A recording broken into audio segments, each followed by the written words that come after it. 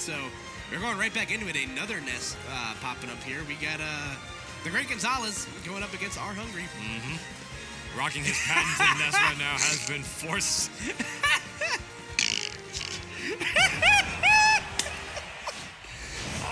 Good bodied guns. Holy crap. 20 subs, guys. 20 subs if we can get there. 3505 Bergen Turnpike. That's what it said at the bottom right. Oh, the address that I got in Smash GG was completely wrong. Oh, that just might be the fake one. I don't know. Dude, I literally took a shot in the dark and I made it here. I could have been stuck on a turnpike for all I know. Anyway, so these two actually played last week at the other weekly in our vicinity, Kingdom, where Gons came out on top, but Hungry himself even said he kind of by the time he figured out the matchup, it was just too late for him. I feel like this is kind of an awkward matchup for Zelda, because I think Zelda, as good of a character she is, she still struggles with characters with like high mobility and like combo rates to work with. And Ness is definitely one of those characters. He's very slippery still. Like, it's weird because when the game was first announced and like the changes to the game were made aware to people, everyone was just kind of like, oh, this is going to suck then, because, like, Ness mains can't just, like, herb, skirt, bear dodge back to the ledge. But this character still has a phenomenal punish game and great airspeed to work with. Very good. A jump up air will kill, like you said, into this. That move, while it's not a single hit anymore, it is still incredibly strong. Absolutely, Koopa. And I can't help but feel like a good punish game is that lightning kick. Speaking of good punish games, is going to be able to take the stock right there, evening the game out completely. I can't help but feel like a good punish game is just so crucial against a good Zelda. Because one thing that Zelda wants to do is to retake the neutral and just get those grabs, get that damage that she needs, is to try and make it hard for you to be able to make it in. And you could say that for pretty much any character in this game, but with the down B as the neutral tool, she can make it so like stubbier characters, you know, like Ness, can have it be a little harder for them to be able to get in. You know, the whole point of it is just so like, the whole point of the Phantom Knight is to just make it so like you can negate, you know, like a whole neutral option for your character. You know? Say like, oh, like this Zelda's gonna charge in neutral right here. All of a sudden, I need to go to the platforms to avoid getting hit by this. Unfortunately, right there, that example didn't really work out, as that back air is gonna be able to take the stock because he caught him with the PK fire into the back air right there. But if he was just a second off of that, all of a sudden, Gons would have had to run to the platform in order to just have any chance of getting in on Arhungry right there. Whoa! And what a wonderful tech coming out from Arhungry right there off of the uppie. A missed tech right there could have potentially been a death. You see Hungry trying to read a roll right there. Again, just goes for the jump back Phantom, trying to read a jump, and he's been really good, kind of like mixing up his approaches here. Goes for the, I love that back throw so much. It's literally, I hate using the term like a yeet back throw, but it's a yeet. There we go, air dodge. The magnet hands mechanic has been nerfed significantly in this game, so God's not gonna be able to reach the ledge with that air dodge, with that directional air dodge up. So Hungry has himself in a slight deficit here, but Zelda's got some. I'm not gonna use the word unga bunga, even though I just said it in a sentence, but Zelda's kind of a cave woman. Like, she drinks wine straight from the bottle. Yeah. She hits you hard if you're not paying attention. But nonetheless, finds himself at the deficit here, and finally able to break zone. Has Ness dungeon off in the corner right now. Yeah, and you already see Arhungry doing it. I was just gonna say, you know, like Arhungry down about 50% right now. You're gonna be seeing him backing up away from Gons a little bit and just charging that Phantom Knight to try and force her way in to get this damage safely on the great Gonzales right now. He does not want to run in and get grabbed by the ledge or anything. He doesn't want to get grabbed right here to add that damage on so he can get back home from anywhere. And PS2.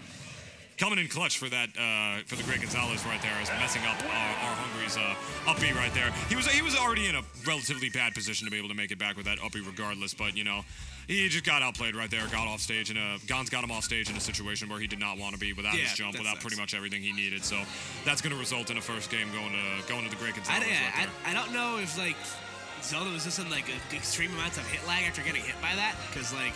One of the great parts about Zelda, even in Smash 4, is that this character is almost ungimpable. Yeah. Like, Feora's Win is such a great recovery to get back to the stage. What? Okay. Can I tell them to you? Are you going to remember them if I say them? Battlefield, FD, Smashville, Unova Kalos, Yoshi's. Yeah. The counter picks are Yoshi's, Town and City, and no, Kalos is a starter. Yeah, it is. No, Kalos is a starter. Unova's a counter pick. Hungry just giving Gons that subtle smile for, you know, Gonzales arguing with Kyle about the stage list, even though he quite literally just asked him what the stages were. That's all right. 20 subs, guys. 20 subs. You know, that's all we need. Yeah, but anyway. Yep. So yeah, like I said, one of the better parts about Zelda is that she's like really hard to edge guard just because Pharaoh's Wind sends you like super high up. Yeah.